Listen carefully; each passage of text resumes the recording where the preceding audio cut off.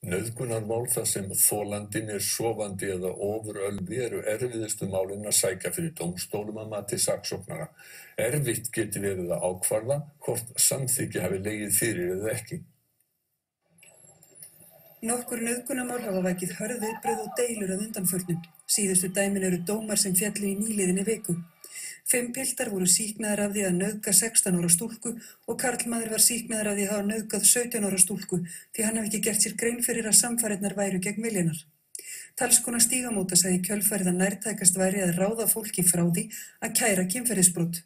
Kolbrún Benediktsdóttir saksóknari kveðst ekki geta tjáð sig þessi tilteknu mál en segir þar sína reynslu að erfiðast sé að sækja þau nauðgunarmál þar sem brotaþoli sé ofurölvi eða geta ekki varist vegna svefndrunga. Þú þarft að sanna að ástand brotaþolans hafi verið með þeim hætti, hún gæti ekki hún eða hann gæti ekki sporna við eða skilið þýðingu verknaðarins og að sakborningi hafi mátt vera það ljóst og það er oft dálítið erfitt.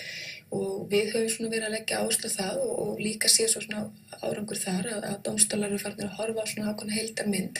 Þetta snýst auðvitað ekki bara það hversu mörg prómil viðkomandi er með í blóðinu. Á meðal lögfræðinga hefur árabil verið rætt hvort breyta eigi nauðgunarákvæðum almennra hegningarlaga þannig að meiri áhersla verði lögð á samþykki beggja eins og gert í breskum og bandarískum rétti heldur en á lýsingu á verknaðinum eins og í íslenskum og norrænum rétti.